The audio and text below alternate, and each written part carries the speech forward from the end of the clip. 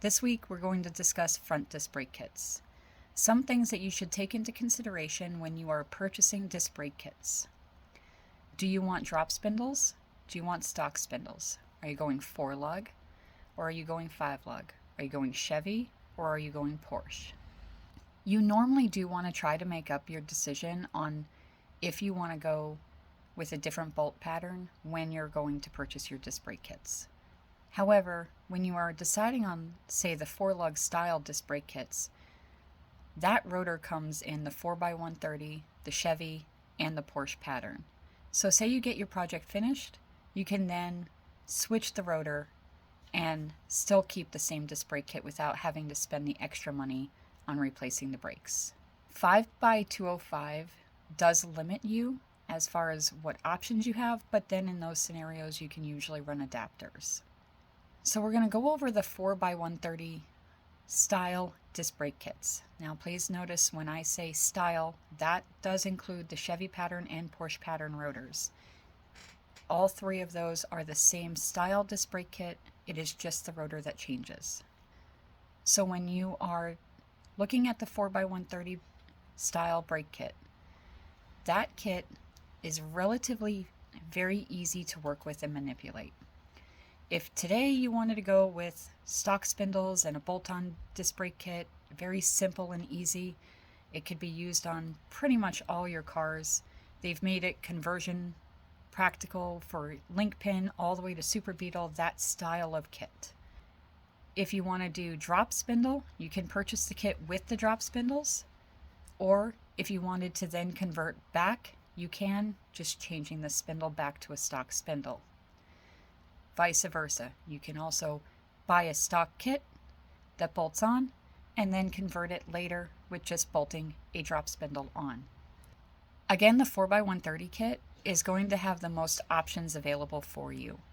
The bigger problem comes when you go 5x205, and again, we all know that's the pattern we want because we have so many options available for rims. When you go 5x205, you have the big brake system. And again, we all love that brake system. Now, if you wanted to convert that down the road to a different bolt pattern, you can.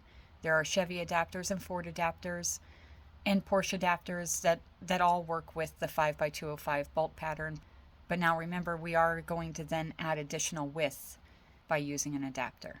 Biggest concern and the biggest problem that I find that happens is customers will originally buy a 5x205 disc brake kit without drop spindles, or they'll buy it with drop spindles, and then they'll call me and say, hey Misty, how do I convert this over to the opposite? So for example, they bought a kit without drop spindle and now they want to put a drop spindle on it. Unfortunately, in those situations, the only option you have is to buy another kit. Those rotors are specific to those kits, and usually the drop spindle or the brackets that come with it are designed specifically to be able to handle that. Those calipers are much bigger, they're heavier, they're different, the rotors are different. Everything about it changes. So when you have and want to use a 5x205 bolt pattern, my typical rule of thumb is if you have a drop beam, go with stock height spindles. Now, don't get me wrong, there are people who want to lower their cars to the ground. Of course, you're going to need to do 2.5-inch drop spindles and a lowered beam. However, for the average person who wants to drive their car, if you have a lowered beam, you want to lower it with the beam because you already paid for that. So to run the beam at full height, instead of utilizing the beam for adjustment, that's just kind of silly. Spend money where you don't need it.